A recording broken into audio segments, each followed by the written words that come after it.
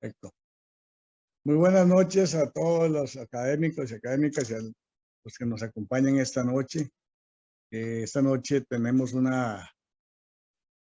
es una noche de lujo. Tenemos un par de conferencistas sobre un tema que es muy importante para todos nosotros y no quiero atrasarlos más, así que le doy paso a la doctora Judith Jiménez, que nos va a presentar a los conferencistas de esta noche. Adelante. Judith. Allá. Ya, hola, buenas noches. Tal como dice el doctor Baltodano, estamos de lujo. Presentar a estas dos figuras, leer los currículums probablemente es pérdida de tiempo, porque ellos representan más que un currículum. Ahí tienen ustedes el programa. Tenemos al doctor Fernando Morales Martínez en la primera parte y luego en la segunda parte a nuestro doctor Carlos de Céspedes. Si yo empiezo a hablar del doctor Fernando Morales Martínez, creo que todos conocemos lo que es el compromiso del doctor con la población adulta mayor, una de las poblaciones vulnerables. El periódico siempre nos trae noticias. El sábado pasado, el 27% de los adultos mayores viven en índice de pobreza. Creo que todos, el doctor es especialista en geriatría y gerontología. No sé, Karen, si le podemos seguir. Bueno, en este momento es el decano de la Facultad de la Escuela de Medicina. Ahí es una pequeña noción que sale en una de las páginas de la Universidad de Costa Rica y es hora de hablar de la vejez. Tal cual el cambio climático, el cambio demográfico también nos llegó y ahora lo estamos enfrentando. Estos datos son sacados del observatorio que depende de la Universidad de Costa Rica. La que sigue, Karen. Uno de los temas, por ejemplo, y no me voy a entretener porque sé que las conferencias lo van a decir, es la alimentación del adulto mayor. Si no tengo que comer, voy a estar mal alimentado y eso va a confabularse con mi salud. Uno de los logros más recientes, Karen, es este logro que es de la Universidad de Costa Rica y sé que el impulso ha sido del doctor Morales Martínez. El 25 de octubre de 2022 se creó la Cátedra Temática de Envejecimiento y Sociedad con fecha de aprobación del 17 de agosto. El 5 de octubre fue la inauguración de tal cátedra. El objetivo de ella es convocar a todas las unidades académicas del sector salud de la Universidad de Costa Rica, trabajar en el abordaje conjunto de la población adulta mayor. En este momento, yo creo que casi todos los que estamos aquí caemos en esa categoría sin tener factores de vulnerabilidad.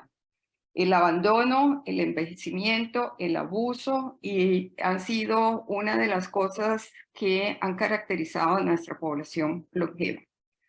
Con esto quiero dejar entonces al doctor, bueno, estas son algunas cositas que les puse ahí. Sigamos, Karen, porque yo no soy la conferencista, así quisiéramos estar, ¿no es cierto? Estas son las imágenes bucólicas de Costa Rica y eso es lo que les decía. Si no nos apuramos nosotros a cambiar el mundo, es el mundo el que nos va a cambiar a nosotros.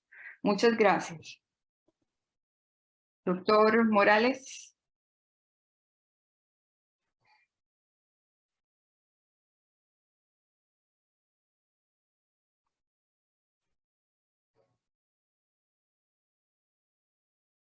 El doctor Morales, el que está presente acá con nosotros, nos dejó la conferencia de él grabada en video, entonces después él va a responder todas las preguntas o dudas que tengan.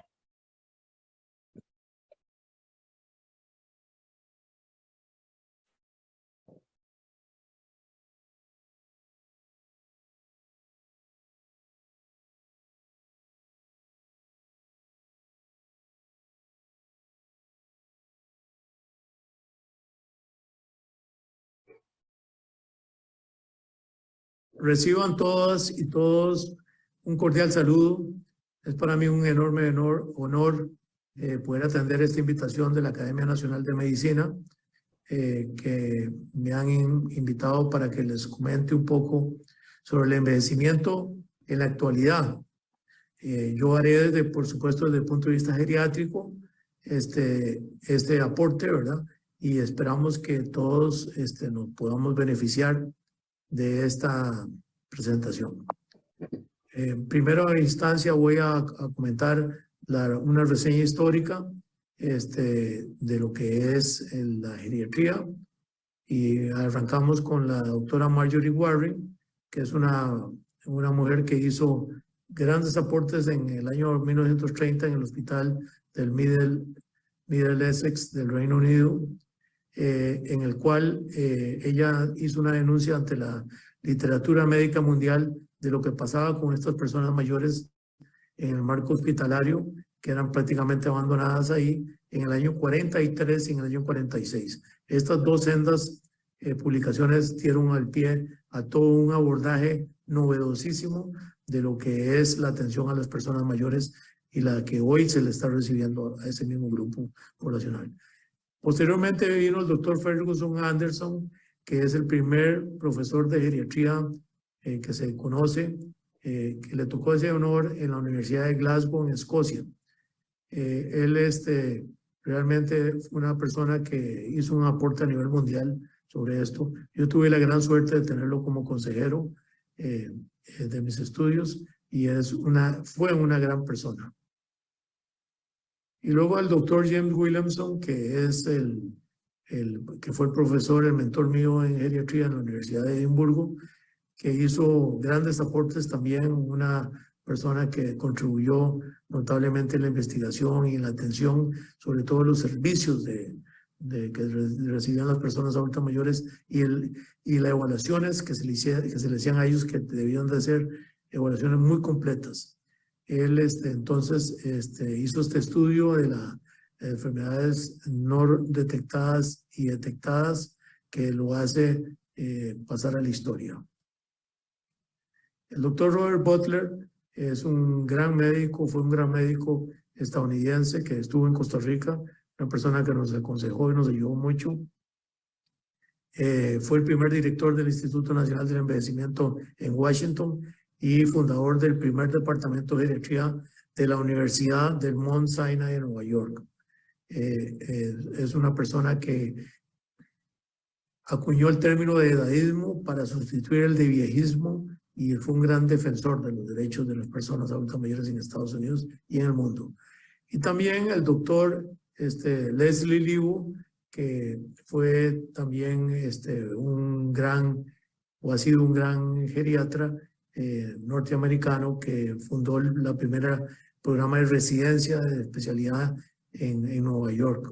El doctor Liu todavía vive y hace aportes todavía en este campo. En 1914 vemos al doctor Leo Nacher, que era un pediatra vienés, austriaco, que llamó la atención sobre la palabra geriatría, que era del griego geras, vejez, y atría, curación, y escribió un libro sobre geriatría, las enfermedades del anciano y su tratamiento, 1914. En el año 59, el informe de de la Organización Mundial de la Salud, en el ejecutado 8.2, dice que en los planes de estudio en las facultades de medicina y escuelas de enfermería deberá darse un lugar importante a los problemas del envejecimiento.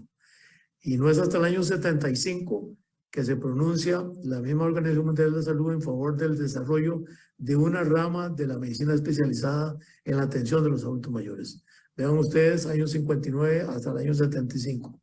Y el año 82 se convoca por Naciones Unidas a la primera Asamblea Mundial del Envejecimiento, que fue en Viena, y ahí se sentaron las bases de esto.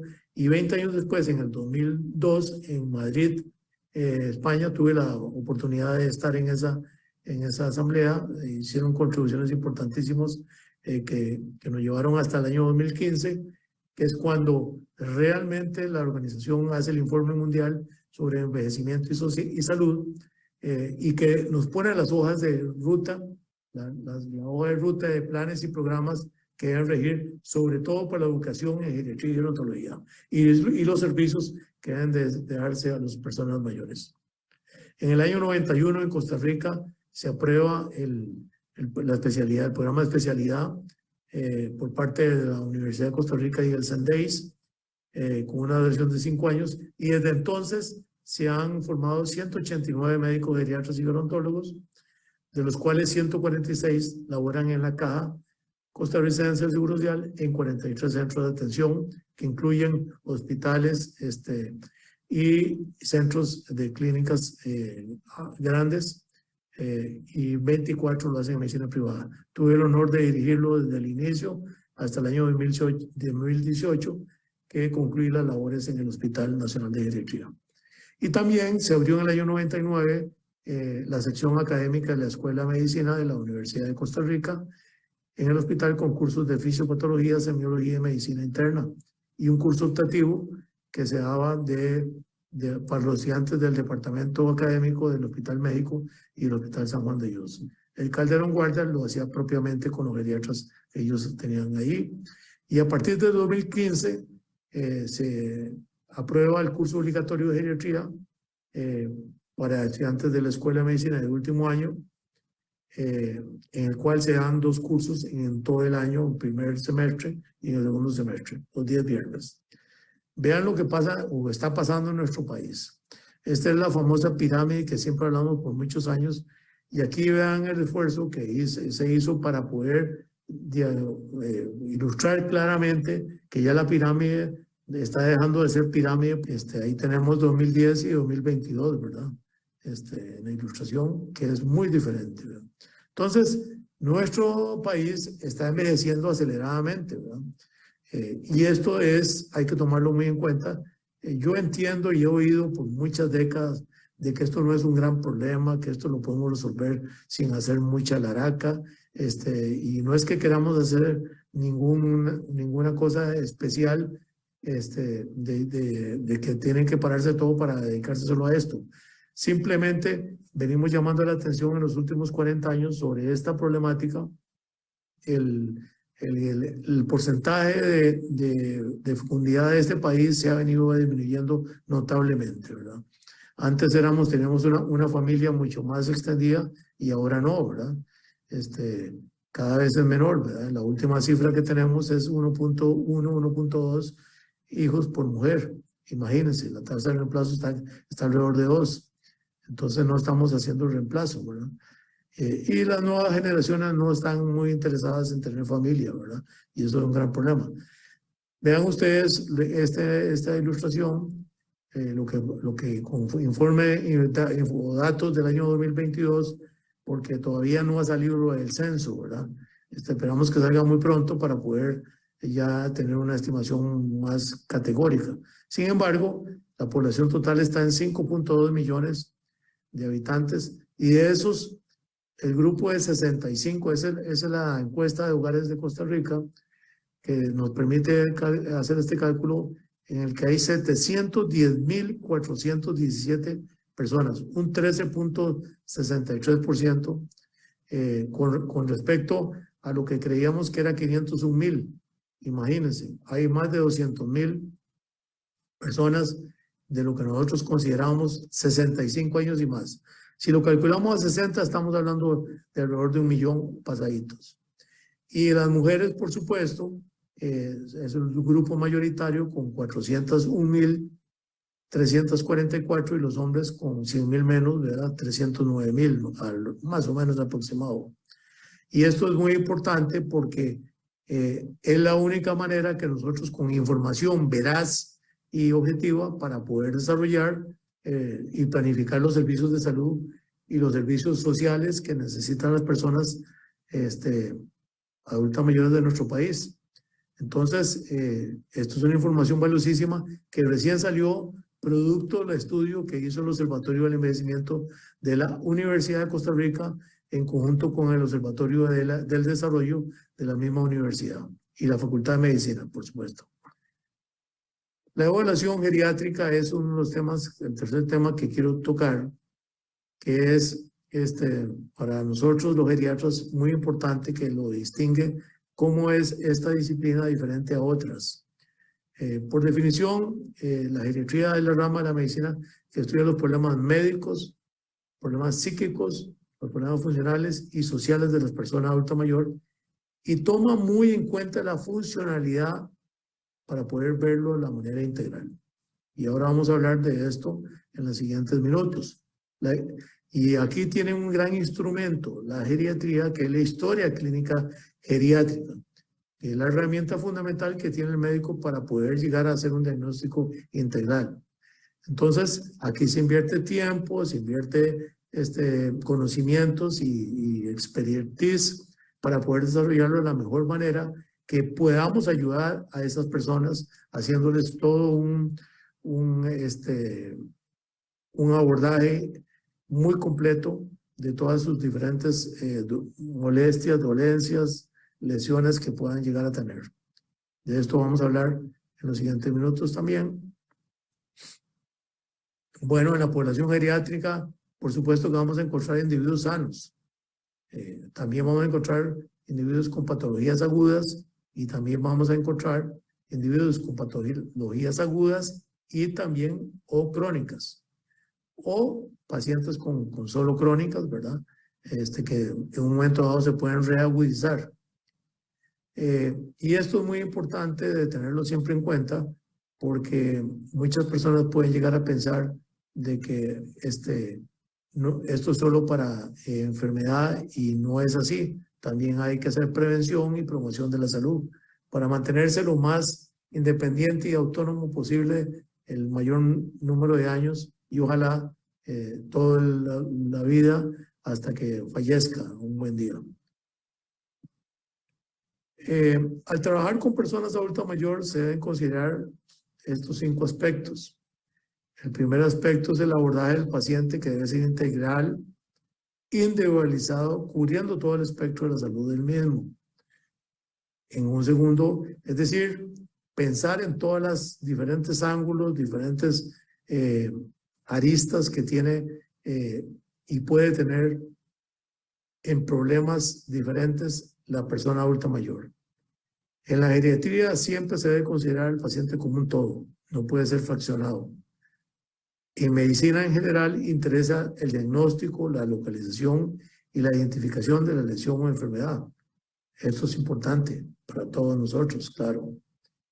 Pero a la geriatría, además de todo lo anterior, le interesa pensar más allá de la patología y es decir, en términos de la pérdida de la función.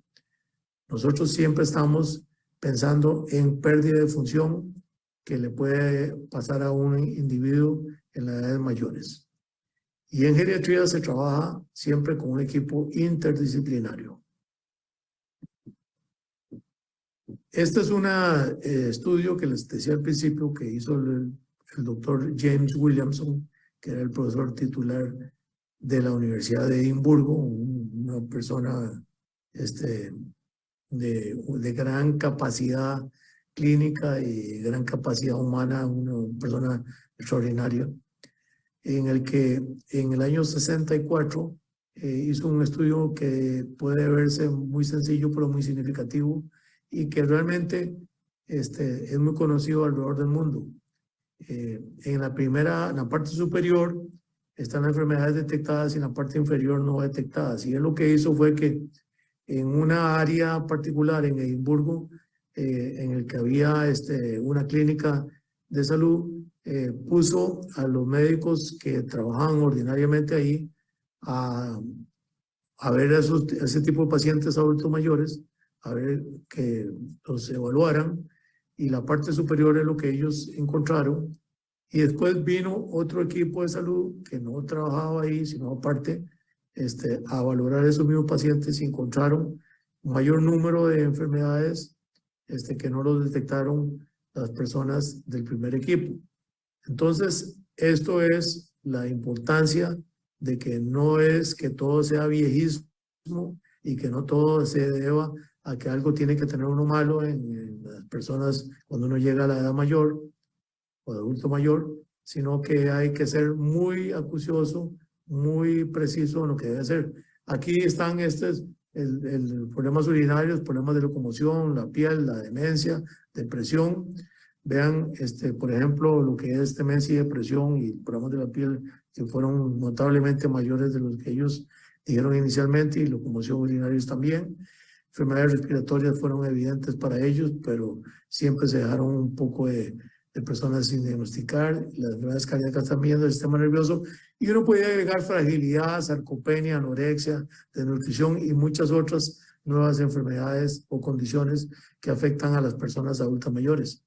Pero lo importante aquí es la importancia de no dejar nada, por así decirlo, sin documentar, porque entonces ahí hacemos los primeros errores en la evaluación de una persona mayor. Luego tenemos el tema de los centenarios en Costa Rica, y aquí tenemos cuando fuimos ya a la zona azul, ¿verdad? Que es en la península de Nicoya. En la primera vista ahí les estamos haciendo una inducción a todos los médicos de los EBAIS que comprenden la zona azul, que son los 5 cantones de Carrillo, Santa Cruz, Tandayure, Ojancha y Nicoya, que son los que en ese momento considerábamos la zona azul. Y ahí estamos en el hospital de la anexión, dando esa inducción sobre todo lo que vamos a hacer para que ellos tuvieran claro lo que nos proponíamos hacer. Para hacer todo esto, hicimos una preparación de casi 5 años para ver por dónde era la mejor manera, porque lo que nosotros nos disponíamos a hacer era una investigación de corte clínico con estos adultos mayores, y nos costó mucho porque no había condiciones ideales como nosotros hubiéramos querido, de poder tener un TAC en ese momento, de poder tener ecocardiograma a mano, y más posibilidades de hacer en forma inmediata muchos de los exámenes. No era la condición. Yo también participé con un grupo. Invitamos también aquí a distinguidos investigadores invitados por nosotros a Costa Rica, que hacen estudios de centenarios de la Universidad de Harvard en Boston.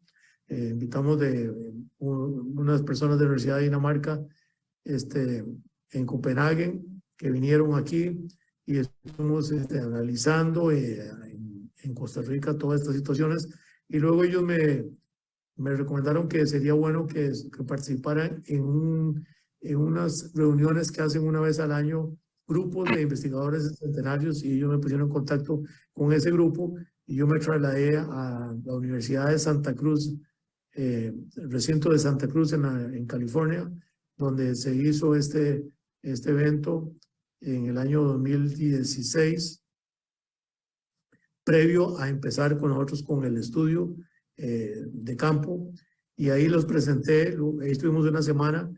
Son investigadores de diferentes partes del mundo, especialmente de las 5 áreas azules, pero hay también de Escandinavia y otras latitudes del mundo, de Norteamérica, por supuesto, muchos equipos. Y aquí lo interesante también es que hay un grupo importante de psicólogos, porque a ellos les interesa mucho conocer la parte emotiva, la parte emocional, la tristeza, la motivación, por supuesto las pérdidas de la memoria, pero cómo se sienten ellos, ¿verdad? Y esto a mí me llamó mucho la atención, el valor que le dan a todo esto, ¿verdad? Que en el caso de las investigaciones.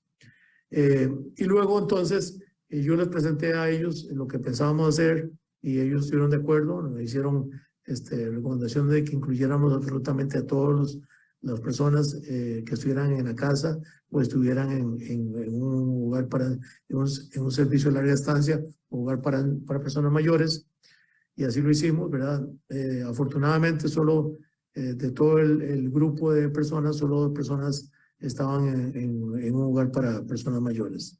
Todos los demás vivían en casas, que es lo contrario que se encuentra uno en esas latitudes, que después ellos nos llamaron la atención de que qué interesante que en Costa Rica la inmensa mayoría vivían en los hogares.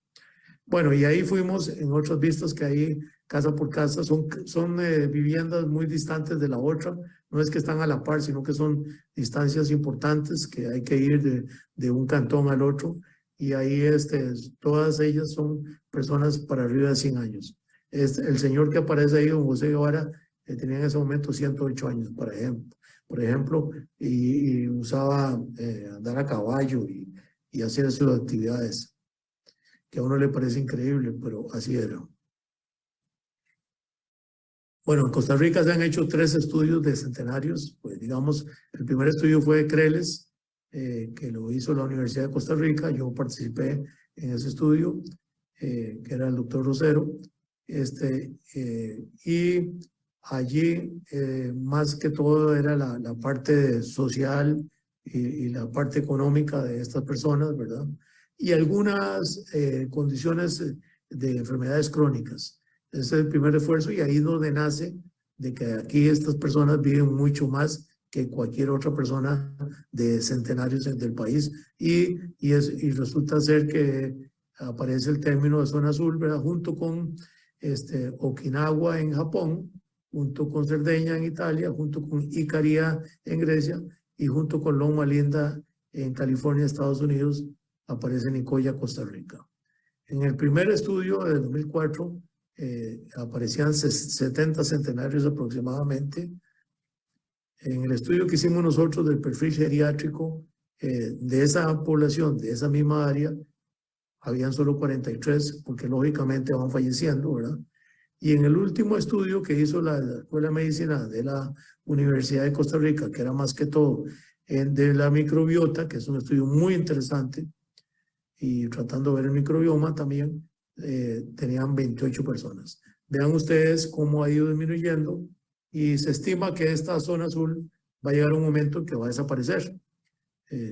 Y bueno, esto es inevitable, ¿verdad? Porque tienen otros conceptos de vida, ¿verdad? Las nuevas personas tienen otras realidades y no tienen lo que tenían estas personas, que eran personas con un nivel de vida muy limitado y muy, digamos, muy saludable, por decirlo de alguna manera. Y lo voy a decir por qué más adelante. En Costa Rica se estima, en el último corte que hay disponible del Tribunal Supremo de Elecciones, que son las personas que votan, alrededor de 832 centenarios distribuidos en todo el país. Y esto es muy importante, que nosotros veamos dónde viven, cuántos son y dónde viven las personas adultas mayores. Vean ustedes en el área de Guanacaste, que tenemos ahí 2.46 como el área más poblada, pero no es tan cierto, porque esto ha ido cambiando notablemente, ¿verdad? En San José 1.86, ¿verdad? Y así se puede ir uno en las diferentes provincias.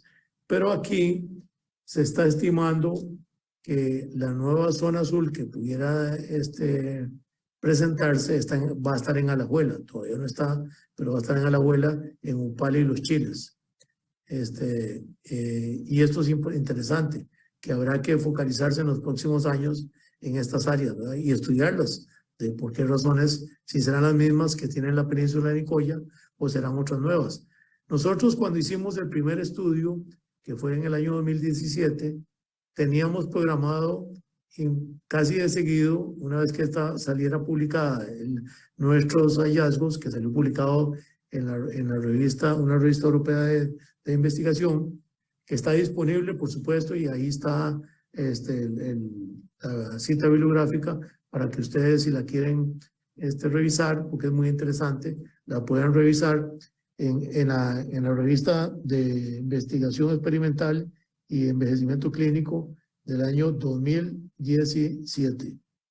Entonces, ahí está disponible. Y nosotros, queríamos hacer una comparación en el GAM, en la gran área metropolitana, que era Cartago, San José, Heredia, Alajuela, y en eso se nos vino la pandemia y ya tuvimos que dejarla suspendida y esperamos que tal vez el próximo año poder reanudarla para poder comparar, ¿verdad? Aunque han pasado ya varios años, siempre es interesante conocer cómo está la situación de la gran área metropolitana en cuanto a todos los parámetros que nosotros estudiamos, que fueron la parte médica, la parte mental, ¿verdad? O psíquica, la parte funcional y la parte social. Hicimos un análisis de cada uno de estos centenarios, fuimos casa por casa, y fue muy interesante.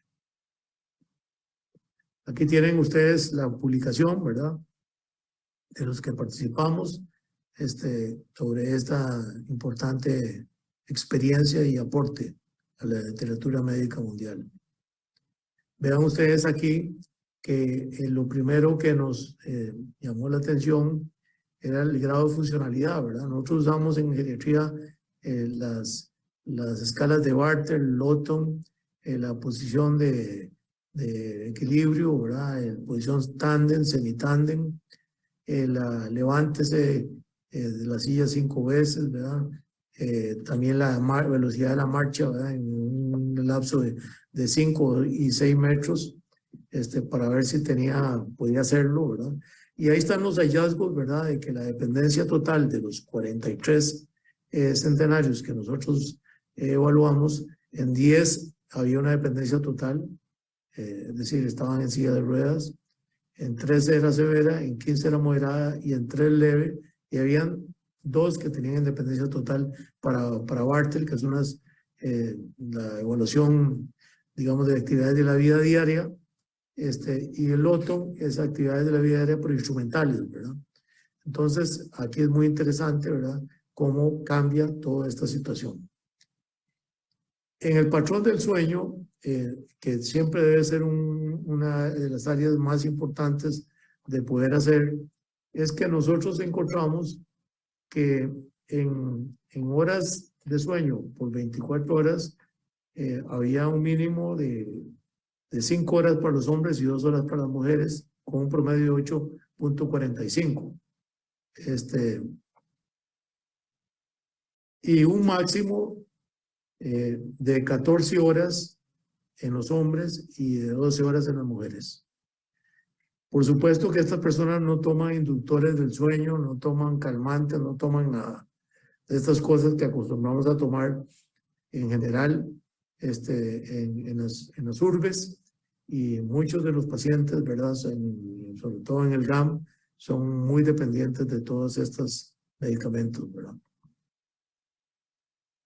En esta ilustración vemos ahí el estado nutricional, recordando que ahí lo interesante, lo que llama la atención es el tipo de dietas, ¿verdad?, que son mucha tortilla de maíz, ¿verdad?, mucho grano, verduras que ellos siembran, el cerdo, ¿verdad?, que ellos también lo cultivan ahí, lo cuidan, por supuesto el pollo, las gallinas, la gallina de palo que llaman ellos, son que ellos mismos ahí la tienen, y poco pescado. Y uno puede decir, ¿cómo es posible? Bueno, es que aquí llama la atención, por ejemplo, el consumo del cerdo, que lo mismo pasa en Okinawa, en Japón, y lo mismo pasa en Cerdeña, en Italia, y pasa en Nicoya, en Costa Rica, ¿verdad? Y uno decía, es que la dieta mediterránea y tal, ¿verdad? Bueno, en estas áreas el consumo de cerdo es importante, ¿verdad? Por supuesto que también el pescado, pero no es la primera, como pasa con el cerdo. Entonces, ellos también comen mucha tortilla de maíz, que es palmeada, como todos sabemos, y algo del consumo de verduras lo hacen ellos, lo siembran y lo cultivan y lo cuidan, ¿verdad? Ellos viven en áreas que son de unas 3 manzanas, ¿verdad? Son terrenos que les dieron hace muchísimos años, ¿verdad? Y ahí se van a ir ubicando los diferentes miembros de la familia. Entonces, hay familias que tienen 5 generaciones, ¿verdad?, que viven alrededor de ellos. Son viviendas de interés social, ¿verdad? Y no es que son gente con holganza económica, sino que viven de una pensión, la mayoría del Estado, ¿verdad? Y en ella también la aprovechan para vivir otras generaciones de esos ingresos pequeños que ellos tienen. Ellos no es como dice ahí en el aeropuerto, en la zona azul, que ahí venden vinos y no sé qué, y otros productos. No es así. En la zona azul no beben ni tienen dinero para poder comprar y adquirir vinos, ni rojo, ni rosé, ni blanco, de ningún tipo. Y tal vez vino Coyol cuando estaban más jóvenes, ¿verdad? Pero tampoco son gente que no toma bebidas alcohólicas. Realmente ellos viven una vida muy limitada en ese sentido, pero suficiente, ¿verdad? Para poder ser exitosos, ¿verdad? De esos, vean ustedes que 12 participantes se encontró que tenían desnutrición, 19 en riesgo y 12 en buen estado. También tenemos las diferentes patologías. Ahí pueden ver ustedes la diabetes mellitus, ¿verdad? Prácticamente es pequeño el número que tienen. La enfermedad pulmonar obstructiva crónica es de las más de mayor incidencia, son 9 casos. La cardiopatía isquémica hipertensiva, las osteoartritis son mayores, ¿verdad? Depresión, son 11 casos de 43, ansiedad en 6 casos, enfermedad hepática diagnosticada en 1, enfermedad renal 2 casos, osteoporosis 4 y el mayor número de casos en cataratas. Esperable, por supuesto. Y ahí están ellos, ahí hicimos gestiones para que esto se lo resolvieran en el hospital de Nicoya en el menor tiempo posible, porque esto sí les va a hacer una gran diferencia en su calidad de vida, sin duda alguna. Ellos acostumbran a reunirse ya cuando está acabando el día, en la tarde, con todos los familiares que los apoyan notablemente, ¿verdad? Y esto es muy, muy bonito, muy importante, porque ellos también tienen una espiritualidad muy alta, ¿verdad? Y ahí ellos en grupo rezan y se reúnen y hablan de las condiciones del día y tal. En cuanto a la medicación, por supuesto que los casos que habían de hipertensión usaron calcio antagonistas, bloqueadores de receptores de la angiotensina 2 y diuréticos. Y el diurético de mayor uso fue el Lasix, ¿verdad? Y nosotros en esa dirección tuvimos que suspender varios diuréticos, ¿verdad? Porque nos pareció que no lo requerían y más bien les iba a producir un gran problema. Realmente los analgésicos, ¿verdad? Era lo esperable, ¿verdad? El acetaminofén, que para los dolores articulares, pero vean ustedes que no son tantos, ¿verdad? Como uno lo hubiera creído que pudiera ser, ¿verdad? En los estudios de bioquímicos que hicimos, tomábamos las muestras, las centrifugábamos y las llevábamos al hospital de la anexión de Guanacaste, que nos colaboraron mucho durante todo el estudio, ¿verdad? Pues por supuesto, como ustedes vieron en las primeras ilustraciones, les hicimos una inducción, ¿verdad? A todo el personal de salud del hospital y de todas las áreas que correspondían a la zona de la península de Nicoya, los 5 cantones, para que ellos entendieran claramente lo que queríamos hacer y lo que íbamos a hacer. Por supuesto que cada uno tuvo su consentimiento informado, ¿verdad? De previo, y todo se hizo de acuerdo a la ley costarricense, ¿verdad? En el caso nuestro, todos los casos se fueron con consentimiento informado. Todas las, digamos, resultados de los estudios que hicimos se les mandó. Algunas familias les habían dicho que se las dieran a ellos. Estas son personas que no tienen una educación formal y no conocen de salud. Y entonces nosotros contactamos a cada uno de los devices y se lo dimos al médico que le correspondía a ese paciente, ¿verdad? Todos los estudios y y además se les mandó al hospital de Nicoya y de Liberia, por si se fueran a referir allá, los resultados de todo el estudio que nosotros hicimos. Ahí llamó la atención la vitamina D, que son, pues lógicamente, requerían ahí algún ajuste, ¿verdad? Como era esperable, ¿verdad? A pesar de que ahí hace tanto calor, pero ellos viven bajo techo, ¿verdad? La vitamina B12 también sería la hormona de la tiroides, en algunos casos se vio afectada, y la glucosa, como vieron, ahí estaba 6 o 7 casos que habían, y el nivel de testosterona libre que se registró una medida de 25, más o menos nanogramos por decilitro. Pudimos hacer el electrocardiograma con 12 derivaciones y de los cuales a todos se le hicieron los 43, 14% de ellos, que corresponde a 6 casos, se consideraron normales. En el 65% tenían ritmos sinusales normales, mientras que la arritmia más común fue la fibrilación auricular, esperable, ¿verdad?, en estas personas, con 9.3%, 4 casos, y se encontraron trastornos de la conducción en 35 de los participantes. Hubiéramos querido, y así nos lo sugirieron, sobre todo el grupo danés, que hiciéramos ecocardiogramas, pero no tuvimos la oportunidad de poderlo hacer, a pesar de que hicimos grandes contactos con la gente local, ¿verdad?, la medicina privada, para contratarlo, igual que con el TAC de cerebro que queríamos hacerlo, para ver toda la parte cerebral. Por supuesto que todos los exámenes de hemograma, función renal, diferente colesterol, triglicéridos, todo eso se les hizo, generales de orina. No pudimos hacerle la microbiota que nos sugirieron que le hiciéramos, ¿verdad? Pero ya estábamos muy cerca de arrancar cuando se nos dijo de parte de la Universidad de Costa Rica de poderlo hacer, y por eso es que la universidad 2 años después hace ese estudio que es muy interesante. Ahí se puede ver que el 9% tenía diabetes, el 14% dislipidemia y el 2% depresión. Entonces, realmente nuestro porcentaje de personas adultas mayores de esa región, que repito, fueron 43, solo 2 vivían en hogares para ancianos. Cosa que en los estudios europeos y norteamericanos es al revés. La gran mayoría viven en hogares para ancianos y la minoría, super minoría, viven con las familias. Y esto es un detalle que es muy importante de tomar en cuenta, la calidad de vida que estas personas tienen a pesar de su pobreza. Bueno, aquí esta es una señora que se llama doña Francisca Castillo Castrillo, y vean qué movilidad tiene esta señora.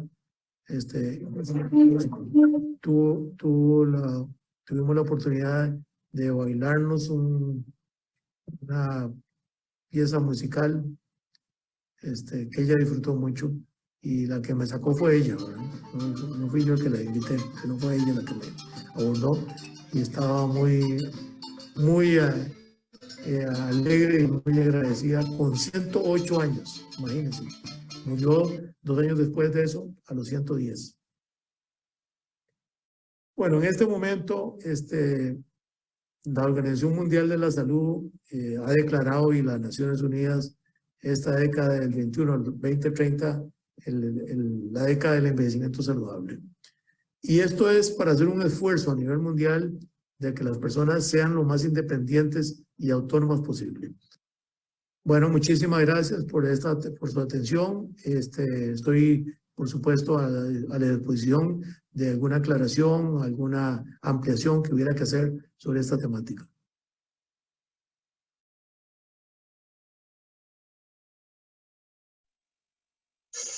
Muchas gracias al doctor Morales. Judith.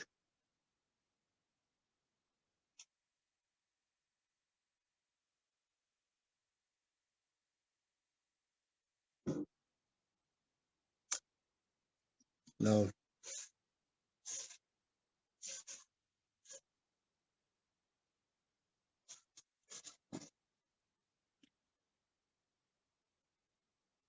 Judith, no te oímos nada. Ya. El doctor de Céspedes es otro orgullo nuestro, es otro orgullo del país. Esta foto se las pongo porque si ustedes no encuentran el parecido entre el doctor de Céspedes y el señor Martín Scorsese, yo no sé si necesitamos, y siempre se lo dije, él se ganó esta bendición papal con todo su estímulo para el programa de la población pediátrica en el diagnóstico de enfermedades metabólicas. Ya casi ninguna madre ignora que a su niño hay que tomarle la gotita de sangre del talón. El doctor de Céspedes, aparte de esto, recibió por parte de la reina Sofía el premio a las ciencias. Sé que en su oficina estaba una foto, traté de buscarla para presentárselas acá, pero no. En este otro momento es cuando es nombrado profesor emérito de la Universidad de Costa Rica. Pero es un individuo de mucha búsqueda, ¿de acuerdo? Y en este momento, y nos hace saltar de la medicina darwiniana, nos hace saltar, y ahora nos trae esta conferencia sobre el envejecimiento. Si ustedes leyeron, él nos mandó un preámbulo, creo que la conferencia va a ser excelente. El preámbulo que nos mandó implica la gerocinesia, la luz de la genética, lo que es la epigenética, la evolución y cómo envejecer. Y en realidad, doctor de Céspedes, aunque todos crean que tienen que ver mucho con el tamizaje, sé que han colaborado por usted, pero usted es conocido internacionalmente como el papá del tamizaje. Muchas gracias.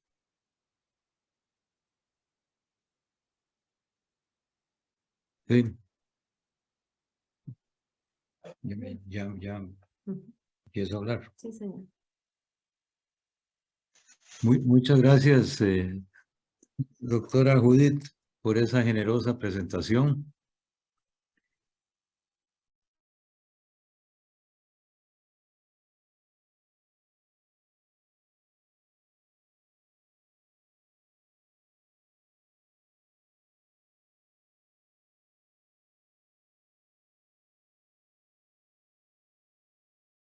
Bueno, para mejor entender la gerociencia, antes denominada biogerontología, o sea, la biología del envejecimiento, ¿verdad?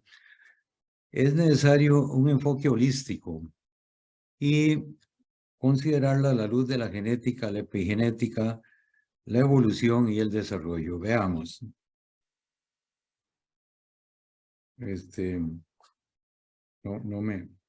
Ok. La heredabilidad de cualquier característica que sea cuantitativa, notablemente la estatura, ¿verdad?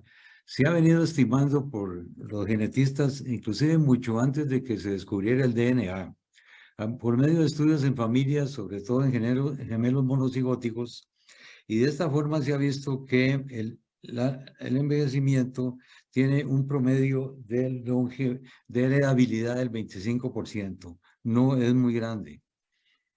Aumenta a edades mayores, o sea, se hereda la edad de nonagenarios, centenarios, ¿verdad? Más la que van a heredar los descendientes, más que edades menores, inclusive altas relativamente.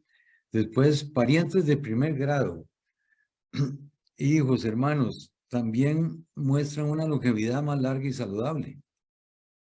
Entonces no hay duda de que hay esa relación. Pero genes que la explican, ahí el rendimiento ha sido muy pobre. Paradójico, en lugar de genes que promuevan la longevidad, se ha visto que genes de riesgo para enfermedades que acompañan a la longevidad, diabetes, enfermedades cardiovasculares, están presentes en longevos. Entonces aquí, ¿qué es lo que está pasando? Tenemos genes que se oponen a estos genes de riesgo, ¿verdad? Que los neutralizan. Bueno, no han aparecido, se supone, pero podemos hablar de la epistasis. ¿Qué es eso? La influencia de un gen sobre otro, ¿verdad? Eso puede ser que se está empezando a investigar, pero es difícil de determinar, ¿verdad? Entonces hay una serie de secretos en esto de la heredabilidad, que a veces se llama heredabilidad perdida, que tienen que irse dilucidando. Pero tenemos el ambiente. Realmente la esperanza de vida al nacer hace 200 años era la mitad de ahora. ¿Y acaso ha aumentado porque hay genes que promueven una longevidad mayor? Nada. Es el ambiente. Y esto está con lo que nos relataba el doctor Fernando Morales, que los centenarios, nonagenarios, en las zonas azules, no se han encontrado genes que digan, sí, genéticamente tienen genes que promueven una longevidad mayor. No, nada. Es el ambiente, es el estilo de vida saludable, dieta, ejercicio, relaciones familiares y comunitarias desestresantes, ¿verdad? Bien, para entrar en el estudio de la genética del envejecimiento, tenemos que, por razones de que las generaciones son en días, puede ser semanas y no en décadas como los seres humanos, y sobre todo por razones bioéticas, pues no podemos experimentar genéticamente ya directamente sobre los genes en humanos. Y entonces este gusanito, el Carnothabditis elegans, ha sido explotado intensamente para estudiar la genética del envejecimiento. En este gusano se ha visto que mutación en un gen, no se preocupen por este nombre, nada más DAF2, que es el gen del receptor del factor de crecimiento análogo a la insulina, Insulin-like growth factor IGF-1, que comparte, digamos, con un receptor vecino de la insulina, y después de alguna manera se combinan los dos, pero son receptores independientes, y es un factor, como su nombre lo indica, de crecimiento. Pero la mutación lo que hace es disminuir la función del factor de crecimiento similar a la insulina. O sea, es una mutación que afecta el receptor, entonces no actúa. Y entonces se duplica la vida de este gusano al inhibir la acción de ese factor de crecimiento. Y eso nos dice que algo hay digamos, efecto inverso del crecimiento y el desarrollo con el envejecimiento. Pero entonces, si hay poco crecimiento, hay mayor reproducción, mayor duración de la vida, pero el precio de una reproducción disminuida. Esto es lo que nos llama la atención, de que puede haber un costo si tratamos de aumentar la longevidad, y ustedes me pueden decir, bueno, ¿qué tiene que ver un gusano con el humano? Vamos a verlo ahora después. Pero hay algo importante. No hay costo, no hay disminución de la reproducción en estos gusanos si la supresión del gen se produce en la vida adulta del gusano. Tengamos esto presente. Eso se ha visto en otros especies más cercanas, digamos, en ratones, que genes también que duplican, aumentan mucho la longevidad, tienen un efecto debilitante a la larga en su función fisiológica. En el DNA, lo que se hace es, con base en la metodología de costo billonario del proyecto del genoma humano, buscar variantes que se llaman de un solo nucleótido, ¿verdad? Recuerden, el DNA tiene las bases adenina, timina, guanina, citosina, y nucleótido es una de estas bases unida con un fosfato y un azúcar, la desoxirribosa. Y se llaman single nucleotide variants correctamente, pero la van a ver ustedes más como single nucleotide polymorphins. El término polimorfismo pues no es exactamente apropiado para esto, es mejor llamarla variantes. Y entonces vemos que estos estudios que a lo largo del genoma, cuando hablemos de genoma en esta charla estamos hablando de DNA, digamos que es lo mismo, ¿verdad? Entonces son estudios de asociación. Vean ustedes que señalo que es asociación, no estudios de causa-efecto. Entonces tenemos que cómo se hacen estos estudios. En jóvenes, pero llamemos jóvenes, pueden ser gente de edad media, ¿verdad? Con nonagenarios y centenarios, para ver si de veras tenemos genes o supuestamente variantes que puedan significar la presencia de un gen, porque sugieren, pero generalmente no corresponden a un gen. Son como una banderilla, por aquí puede haber un gen, y menos que determinar un gen si hay una función de ese gen. Por eso es la limitación de los estudios genéticos en humanos directamente, que se hacen retrospectivos, desde luego, y la significación estadística. Vean ustedes que en lugar de la P de 0.05, con un cero después de la coma, es 7 ceros, ¿verdad? Entonces, ¿esto qué es lo que quiero decir? Que se necesita para mayor significación estadística, cualquier comparación que hagan ustedes, estimación estadística, un mayor número cada vez de sujetos. Y ustedes pueden encontrar muchos jóvenes, pero ¿dónde vamos a encontrar muchos nonagenarios y centenarios? Vean que esto es una limitación para esto. Otro problema es la replicación fallida. ¿Qué es esto? Diferentes poblaciones se tienen unos de estas variantes asociadas, repito, no causa efecto del envejecimiento, pero se encuentra en una población, en otra no. En diferentes áreas geográficas es diferente. Grupos étnicos diferentes. Y el diseño del estudio, que fueron muy pocos sujetos de investigación, que el protocolo estuvo mal diseñado. Entonces, estas son las limitaciones que vamos a tener. Pero, sorprendentemente, ¿verdad? Pensando que puede haber una cantidad de genes y se han encontrado más de 60 variantes que relacionan asociadas con cambios en el DNA y con el envejecimiento, pero han salido dos perlas, la polipoproteína E4 y FOXO3, que es un factor de transcripción que vamos a ver seguidamente.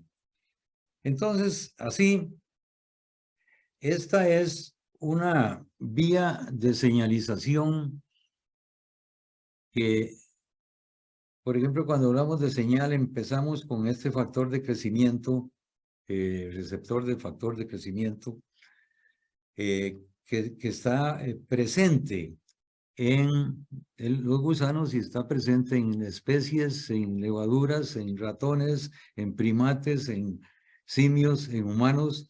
Entonces, estas vías de señalización, que son sensibles a nutrientes y de respuesta al estrés, están altamente conservadas e interconectadas. Recuerden ustedes que el código genético es universal, ¿verdad? Cómo se codifica el DNA en una proteína, ¿verdad? Entonces, así, una serie de funciones bioquímicas se transmiten a través de las especies, y esto es pues digamos, una evidencia, si no prueba absoluta, una evidencia muy fuerte de la existencia de la teoría de la evolución por selección natural de Darwin. Entonces, tenemos varios factores que comprenden esta vía de señalización, y vean ustedes que en verde tenemos factores anti-envejecimiento. ¿Qué son estos factores? Las sirtuinas, que son unas enzimas. El mTOR es otra enzima, este es otra enzima, adenosilmonofosfato proteína quinasa, que se activa cuando hace falta energía en la célula. Y este es el factor de transición FOXO3, que señalábamos que había sido encontrado universalmente en muchas poblaciones humanas, ¿verdad? Replicados. Quiere decir que están fuertemente asociados, y este es un factor anti-envejecimiento que está presente genéticamente. Eso se lo desearían tal vez otros estudios genéticos. Por ejemplo, la esquizofrenia tiene digamos, heredabilidad del 50%, y no se ha encontrado, no se han podido replicar, ni siquiera variantes que se encuentran en una población, en otras no. En cambio, en el envejecimiento tenemos esta, digamos, perla, que es este factor de transcripción, y esta ApoE4. Vean ustedes que los dos que están más representados en la población genética, digamos, mundial, de la población mundial, ¿verdad? Están opuestos, ¿verdad? Pero vean ustedes, este es un esquema simplificado, ¿verdad? Que lo tomé de Chen, porque estos factores se publica, digamos, los que estudian el mTOR, los que estudian el MPK, las sirtuinas, por separado, la relación que tienen cada uno de ellos, más o menos, ¿verdad? Entonces vemos que la autofagia está aquí en el centro. Este es un factor antienvejecimiento fundamental, un proceso, mejor dicho, que es la autofagia. Es el factor que recicla los desechos celulares para renovar las células. Por ejemplo, las mitocondrias se degradan y digamos, los pedazos de mitocondria o las proteínas que se alteran y se convierten en unos, digamos, unos masacotes, en unas, se agregan en unos grupos ineficaces, ¿verdad? Entonces la autofagia limpia y mantiene. Entonces aquí vean que esta línea roja es las líneas rojas, son las que inhiben al siguiente, el envejecimiento, la autofagia. En cambio, vean ustedes, este FOXO3, este factor de transcripción, tiene un papel fundamental. Inhibe el daño al DNA y el estrés oxidativo. Las especies reactivas de oxígeno, reactive oxygen species, ¿verdad? Los radicales libres. Hace muchos años estábamos muy fascinados con una teoría de que lo que pasaba era el envejecimiento, que se oxidaba la célula, porque estas especies reactivas de oxígeno son las que precisamente dañan a las proteínas, dañan a los lípidos de las membranas celulares, y entonces si hay un factor que inhibe este daño y se opone a un exceso de especies reactivas de oxígeno, entonces va a evitar que este daño promueva el envejecimiento y así sucesivamente.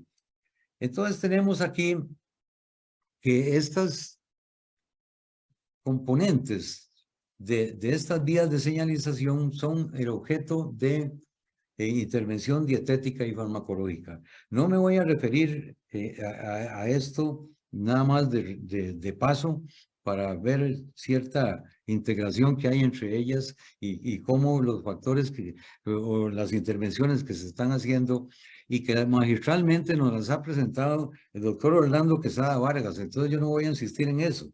Pero, por ejemplo, aquí tenemos la restricción calórica. La restricción calórica que tiene que ver con estas dietas saludables que promueven la longevidad, y es que actúan sobre las sirtuinas, que son enzimas que tienen el poder de estimular aquellas otras enzimas o factores de transcripción que son antienvejecimiento y tienen la propiedad de inhibir el mTOR, que es otra de las enzimas que más bien inhiben la autofagia y entonces hacen que la autofagia no pueda inhibir el envejecimiento. Así estos factores que aumentan las citoquinas y la inflamación, entonces también es inhibido por las sirtuinas, todos los verdes contra los rojos. Y tenemos aquí el resveratrol, el ejercicio y el nicotinamina dinucleótido, que es una coenzima de esta enzima. Estas STAC, que son pequeñas moléculas que se están probando, inclusive en ensayos clínicos, ¿verdad? Para ayudar a los factores, enzimas en este caso, que son anti-envejecimiento. Tenemos aquí restricción calórica, ejercicio también. La metformina entra a esta enzima, la estimula y estimula al FOXO3. Este FOXO3 está siendo objeto de que se le quieren agregar una serie de factores, aparte de la metformina, que se supone que reforzando el FOXO3, reforzamos la autofagia, inhibimos el envejecimiento, pero todo está relacionado uno con otro. Desde luego que ustedes han oído la rapamicina, ¿verdad?, que inhibe al mTOR. El mTOR también es muy sensible a los aminoácidos esenciales, ¿verdad?, los que están en las proteínas de buena calidad. Entonces, no solo la restricción calórica total puede ayudar a una mayor longevidad, sino que dietas específicas, por ejemplo, bajas en carne, leche, huevos, de proteínas de alta calidad, entonces hacen que no tenga combustible el TOR para inhibir la autofagia, y vean que es algo selectivo, interesante desde el punto de vista dietético. Pero vean que lo interesante de la rapamicina, y lo que quiero señalar más que nada aquí, que en ratones se ha visto que promueve una longevidad prolongada cuando se da a edades del ratón equivalentes a 60 años del humano. Ven ustedes que si pensábamos que podía haber, al principio, que podría haber un costo debilitante de aumentar la longevidad, pues aquí vemos que se puede lograr, que no hay necesidad de hacerlo muy temprano, o mejor dicho, es muy peligroso irse muy temprano, como podemos ir viendo. Entonces, el hecho que estos ratones, que la rapamicina aumente la longevidad en estos ratones, y eso se ha visto también que se está reflejando en humanos, que hay ensayos clínicos y tiene que verse por los efectos secundarios, etcétera. Es una esperanza de que se puede lograr algo para aumentar la longevidad saludable. Tenemos aquí que la restricción calórica también inhibe al factor de crecimiento. O sea, lo que hace la restricción calórica es mimetizar las mutaciones. O sea, la mutación inhibe la función del receptor y la restricción calórica también. Eso es importante tenerlo en cuenta. En general va junto, ¿verdad? Y por suerte, porque no tenemos que provocar una mutación para lograr longevidad, sino que lo hacemos en una forma más suave, por decirlo así, con restricción calórica, ¿verdad? Entonces la ApoE4, vamos a ver por qué después se opone al FOXO. Es como una lucha entre el pro-envejecimiento de las dos proteínas más representativas genéticamente, ¿verdad?, en los humanos, ¿verdad? Entonces aquí este escudo más bien pues, sería el débil, el FOXO. Tendríamos que reforzarlo estimulándolo, ¿verdad? Bueno, con metformina se supone que ya hay estudios que los diabéticos, aparte de la diabetes, tienen están exentos de otras enfermedades y una vida saludable más prolongada. Esos estudios están en camino, ¿verdad? Y en fin, y entonces de aquí pasamos a recordar un poco la estructura y función del gen, un poquito de la biología molecular. Vean, tenemos aquí el DNA, ¿verdad?, que tiene los exones, que son los que tienen la codificación, y los intrones, que tienen que cortarse, escindirse, cuando se hace la transcripción del DNA al RNA, ¿verdad?, ADN a ARN, ¿verdad? Aquí vienen los factores de transcripción como el FOXO que decíamos, ¿verdad?, que ayudan a la transcripción, se transcribe. Después viene le llaman el splicing, se quitan los intrones que no van a llevar información genética, sino que queda el RNA mensajero. Este es el dogma central de la biología, ¿verdad?, que ustedes recordarán. Y después viene la traducción de nucleótidos en aminoácidos. Viene la estructura primaria de una proteína. Y algo muy importante, las proteínas después de la traducción, porque ya están formada la cadena de aminoácidos, puede experimentar una modificación post-translacional, y la proteína adquiere una estructura tridimensional que es la que le da su función. Sin necesidad de romper la secuencia de aminoácidos, si la proteína pierde su función tridimensional, entonces precisamente ya no funciona. Eso es muy importante. Entonces aquí tenemos que esto es lo clásico de la genética, biología molecular, y esto es lo que se ha denominado el hardware. Pero entonces resulta que esto, para que funcione, necesita de la epigenética. ¿Qué es esto? La epigenética es una serie de cambios que se producen, y para entender esto tenemos que referirnos al epigenoma. El genoma es el DNA, lo mismo. El epigenoma es esta estructura que tiene estas proteínas llamadas histonas, estas que están en café, y el DNA enrollado alrededor de ellas. Y esto es lo que se llama el software. ¿Por qué? Y Sinclair, uno de los gerontólogos más, gerocentistas más influyentes en la actualidad, ha dicho que esto puede asimilarse a un piano, que sería el hardware, y la epigenética es el pianista. Entonces aquí se producen cambios sobre el gen, sobre todo en la parte esta que no hemos mencionado, que es el promotor, o sea, la parte que responde a estímulos epigenéticos, y dice, bueno, el gen empiece a transcribirse para abajo, a formar proteína, empiece a hacerlo más rápido, ahora apáguese, en fin. Entonces aquí lo que hace la epigenética es orquestar la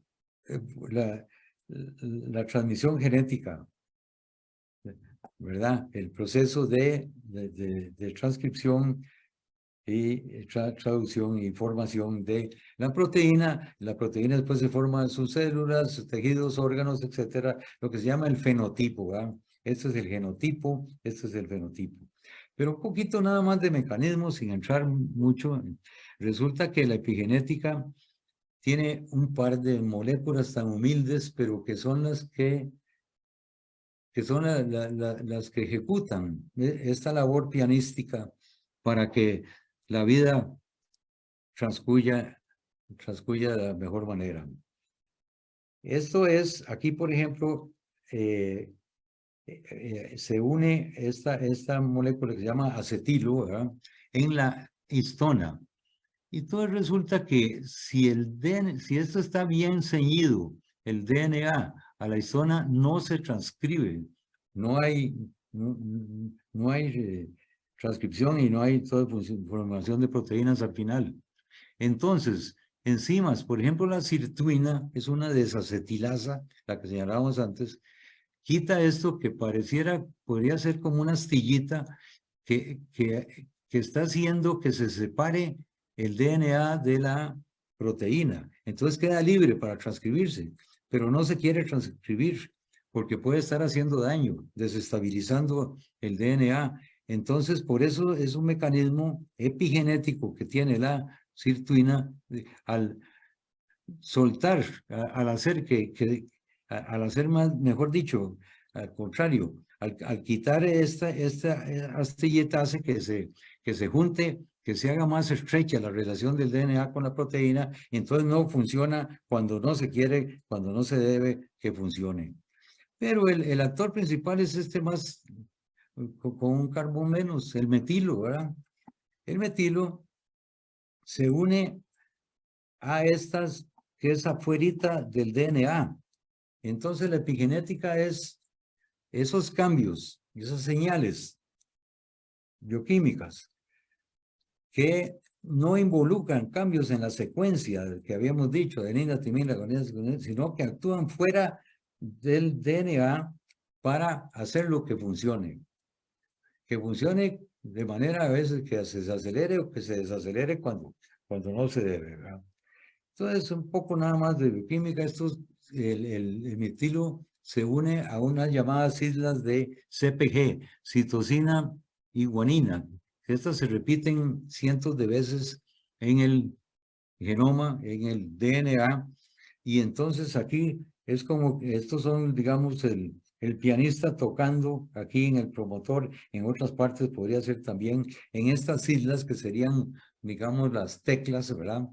Y ahí es donde se hace toda la orquestación de la expresión de los genes, ¿verdad?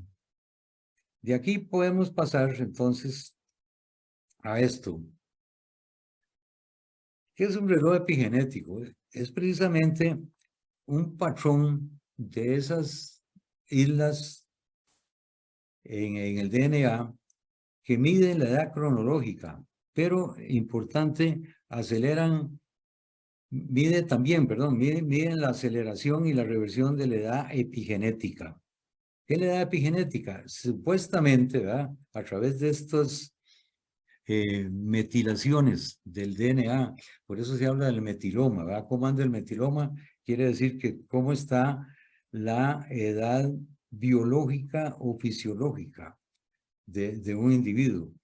Es decir, edad epigenética, que es la que se puede medir, se supone y hay evidencia que corresponde a la edad biológica o fisiológica. Aquí tenemos en el eje de las X, ¿verdad? Este es Horvath, ¿verdad? El padre de estos relojes epigenéticos, es un bioestadístico matemático, ¿verdad? Que ha desarrollado estas mediciones. Vean ustedes que aquí tenemos los años la vida en años. Este es Happy Birthday to You, aquí abajo, y vean que a 60 años, ¿por qué este individuo está bien y este está, pues, muy deteriorado? Entonces, por arriba de esta línea, que es la edad epigenética promedio, la aceleración promedio de la edad epigenética medida por la metilación promedio de esas islas CPG que señalábamos anteriormente. Entonces, por arriba, esta parte veis es aceleración de la edad epigenética y para abajo es desaceleración. La aceleración se ha visto que está correlacionada con la mortalidad y la patología, en patologías, obesidad, enfermedad cardiovascular, cáncer, ¿verdad? Y la desaceleración, ¿verdad? O la aceleración negativa, ¿verdad? Desaceleración, nos rejuvenece. Y este es uno de los libros que han aparecido el año pasado, de Roizen, ¿verdad? Que dice que el envejecimiento, la edad, mejor dicho, la edad puede resetearse, podemos rejuvenecernos, ¿verdad? Y eso se le ha dado, desde luego, obviamente, ¿verdad? Una gran divulgación y tal vez especulación un poquito exagerada, pero hay formas de que se ha visto que se puede desacelerar la edad epigenética y supuestamente entonces por consiguiente la edad biológica, fisiológica, con estas medidas dietéticas, la edad física, la metformina. Y esto, digamos, Cara Fitzgerald, este es otro libro de 2022 en que ya presenta estudios clínicos en que puede lograrse una desaceleración de la edad epigenética y pues lograr, en cierto modo, posponer el riesgo de enfermedades que acompañan el envejecimiento. Pero si nosotros queremos bajar mucho la edad epigenética, podemos llegar a líneas peligrosas, porque lo que se hace al bajar la edad epigenética es desdiferenciar las células. Es lo que se llega a convertir un hepatocito en una célula multipotencial, que es lo que se ha utilizado experimentalmente para la medicina regenerativa, ¿verdad? Digamos que se puede, a través de estos factores de Yamanaka, este individuo recibió el premio Nobel, porque estos factores, si la restricción calórica y estos actividad física, etcétera, pueden disminuir, desacelerar la edad epigenética, esto lo hace de una forma más potente, ¿verdad? Pero cuidado, si desdiferenciamos mucho una célula, entonces pues se transforma.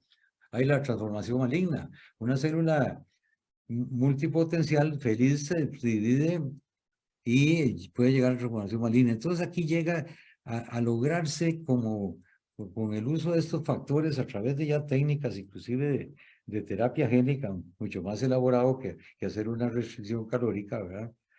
Y entonces este es otro, digamos que junto que la rapamicina puede actuar en edades avanzadas, aquí viene algo que pareciera que no es verdad, pero es un estudio sumamente serio, ¿verdad? Sumamente serio en Harvard por Sinclair y el grupo, el mismo Harvard participó en este estudio. Se recupera con estos factores al disminuir la edad epigenética, supuestamente la edad biológica, la visión en ratones envejecidos. Lo habían probado también en glaucoma de ratones. Los ratones desarrollan diabetes, enfermedad cardiovascular, hipertensión, parecido al humano. Entonces no son tan malos modelos. Pero aquí está algo muy prometedor, que ahí está, digamos, el futuro de ver cómo, pero con mucho cuidado ya probar esto en humanos, pues ya hay la parte ética, etcétera, ¿verdad?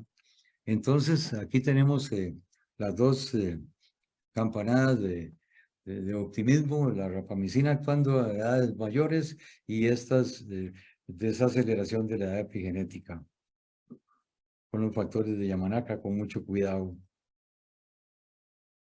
Pero ¿por qué envejecemos? Entonces aquí tenemos que entrar a las teorías evolutivas del envejecimiento, que son complementarias. Y aquí pongo a este joven Sinclair, David Sinclair, que tiene este libro de 2019. Y no es que él propuso estas teorías evolutivas del envejecimiento, es el único de estos libros de gerociencia, que es que los que dijimos anteriormente que tienen su valor en su contexto de que están actuando, pero no nombran para nada teorías evolutivas del envejecimiento.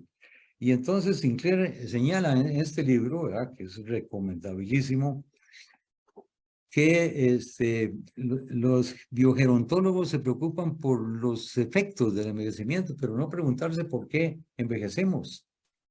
Y eso puede tener, como vamos a ver, repercusión para las intervenciones, para posibles intenciones de tratamiento, de lograr una longevidad saludable, o si no es mayor longevidad, la vida años más saludables.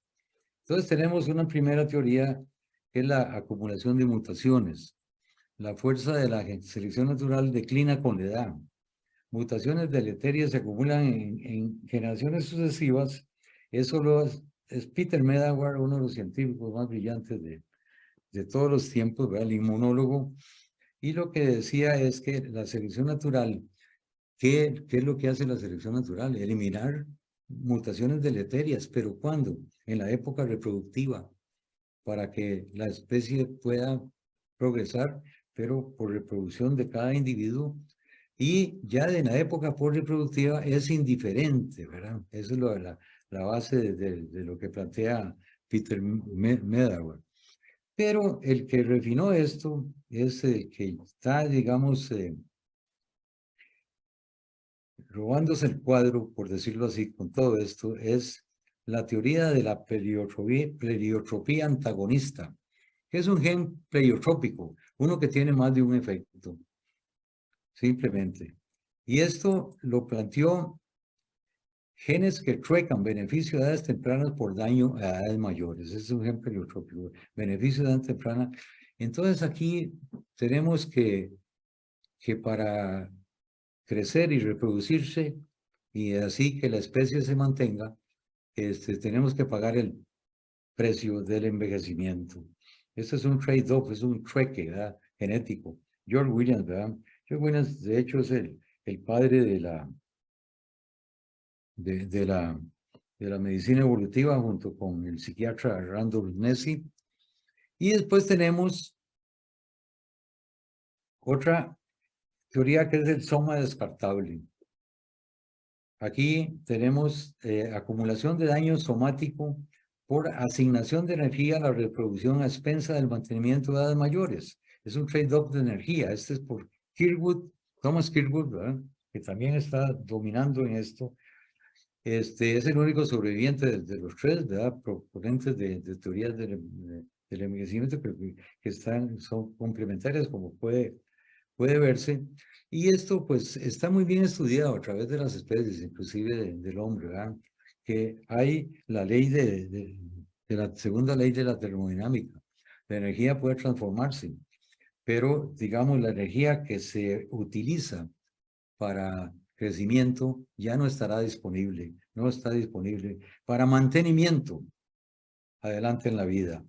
Entonces, el soma descartable, soma reciclable, resulta que lo que es inmortal es el gen, pero digamos, pues, según Dawkins, Richard Dawkins, pero es las células germinales, ¿verdad? Los óvulos espermatozoides que se transmiten de generación en generación.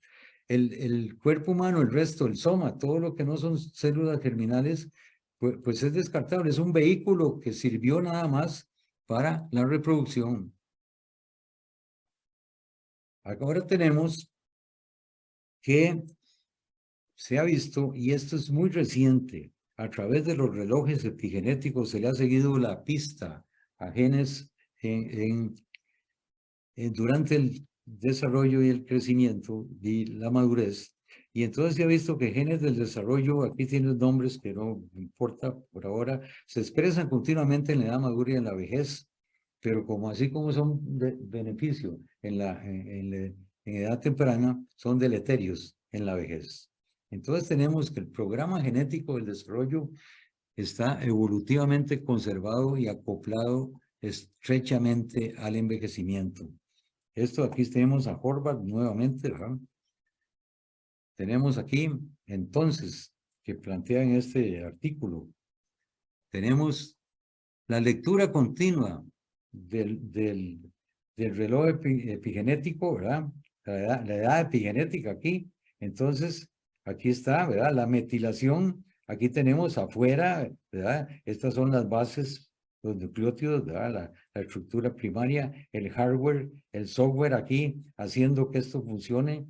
Está aquí la metilcitosina, se llama, donde se mete, se une covalentemente el grupo metilo. Y entonces vean ustedes, vamos de desarrollo a mantenimiento que va siendo cada vez menos efectivo hasta una declinación en que ya llegamos al envejecimiento.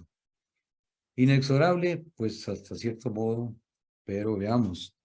Aquí tenemos que aquí gráficamente lo que va pasando a lo largo del desarrollo de un individuo. Estábamos hablando de teorías evolutivas, es a través de la historia evolutiva de miles de años del ser humano, y aquí es de un individuo, desde la periconcepción hasta el envejecimiento y después la muerte. Tenemos entonces, recapitulando, esto es el relojero ciego, que es el libro de Richard Dawkins. La selección natural no tiene fines, el único fin es la reproducción. Y no le interesa, por decirlo así, el mantenimiento más allá de la época reproductiva, ¿verdad? Y entonces de ahí es donde viene la vejez. Difícil, ¿verdad? Luchar contra esto. Que la selección natural es cruel, inmisericordia, todos los epítetos de los insultos más fuertes que ustedes quieran darle, se lo merecen desde ese punto de vista, porque así es como actúa. Entonces, volvemos, genes con beneficios tempranos y deleterios en la vejez, viene alrededor de todo esto. Periodiotropía antagonista, que es precisamente lo que plantea George Williams. Y vean ustedes, aquí podemos juntar unas tres cosas. Primero, la ApoE, que es la enzima pro-envejecimiento que hemos visto roja en aquella vía de señalización, la que se opone al FOXO, que es el que anti-envejecimiento. Entonces, aquí sería una pleiotropía antagonista. ¿Por qué? Parece que la apolipoproteína E, que es la que lleva colesterol y otros lípidos en la sangre, ¿verdad?, que los hace solubles, en edades tempranas, promueve la sinaptogénesis y el neurodesarrollo, mejor dicho, desde la edad fetal. Y después se hace deleteria porque ya la selección natural pues no se preocupa o ya no le presta atención, ya pasó la edad reproductiva. Células senescentes, esto lo señala como una de las razones para traer en su libro las teorías evolutivas del envejecimiento. David Sinclair, el que señalábamos antes.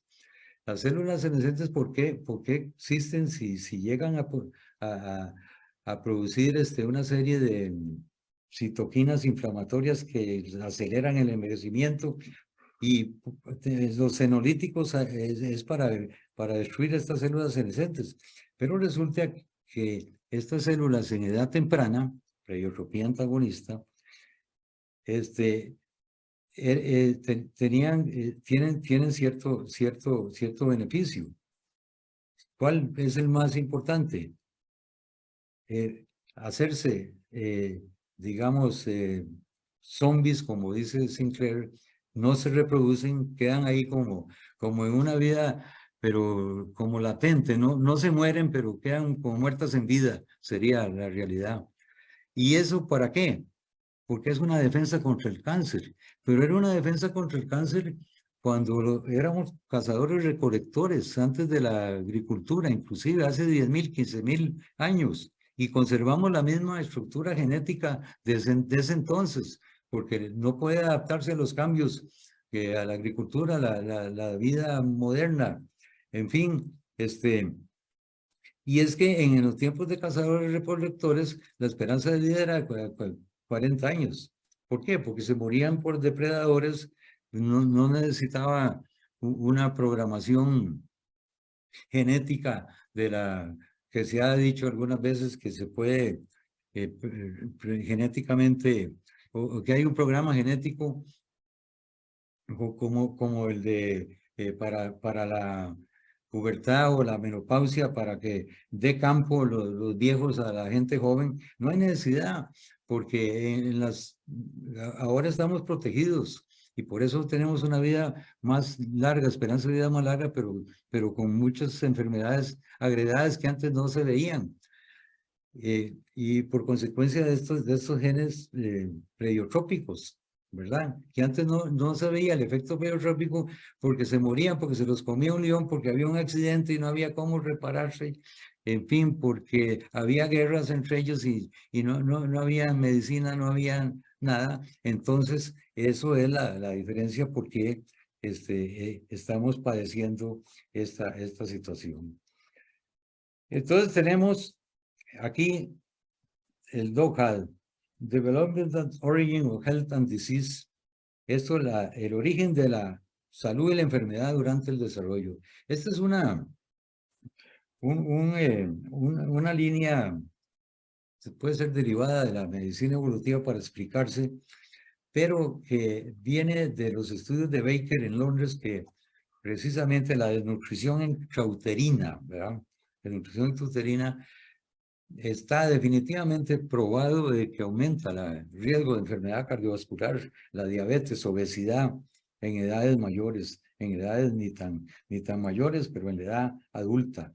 Entonces tenemos que, así como la desnutrición intrauterina, un niño, un recién nacido, neonato de bajo peso al nacer, queremos que recupere rápido el peso, catch up, dándole una alimentación vigorosa, lo condenamos en una programación hacia su vida adulta a sufrir estas enfermedades. Eso está bastante bien estudiado, hay gran evidencia de esto. Aquí tenemos y entonces se ha visto no solo estas enfermedades, sino haciendo más corta la vida también. Tenemos otro elemento aquí desde el útero, que depende y toda la nutrición, inclusive periconcepcional de las madres, es fundamental. Es una medida de salud pública que no tenemos tampoco que recurrir a a ningún fármaco para aumentar la longevidad. Desde ahí se puede lograr con una intervención, desde luego sin llegar a desnutrirlas, pero que sea una dieta balanceada, etcétera. Entonces ahí es donde debe enfocarse en salud pública. Y yo lo he insistido aquí en Costa Rica, pero no me han hecho caso. En fin, entonces tenemos esta situación. Y ya por último, vean ustedes que la cromatina, esas histonas junto con el DNA enrollado, se agregan en lo que se llama la cromatina, ¿verdad? Estamos hablando de términos moleculares y después términos que ya son de más de histoquímica, ¿verdad? Y después la cromatina se organiza en cromosomas. La organización de la cromatina, porque el pianista está tocando muy bien, ¿verdad? Entonces, esta es la epigenética funcionando normalmente, ¿verdad? Y entonces que se va deteriorando y entonces el envejecimiento es un estado cromatínico anormal que totalmente se desorganiza, ¿verdad? Se desorganiza la dirección de la información genética. Y entonces yo me pongo a pensar que esto es casi para lograr que esto no suceda, ¿verdad? Casi como estar luchando con casi un huracán, ¿verdad? Que viene aquí, de que todo está desorganizado. Y por ejemplo, hay esperanza de algunos aspectos puntuales. La sirtuina evita que se desorganice el DNA. En parte se ha visto eso, esperanza puntuales. O sea, tenemos éxitos puntuales, pero tenemos que verlo aquí en el contexto de qué es lo que está pasando y entonces realmente luchar con lo que en un artículo de Pedro de Malgales en Genome Biology muy reciente, 2023, en un artículo, lo plantea. El envejecimiento se debe a una falla del software y no como se había pensado, que eran mutaciones, que el DNA en su estructura hardware se iba a deteriorar, pero se debe a una falla del software. Y así vamos a ver cómo nos va.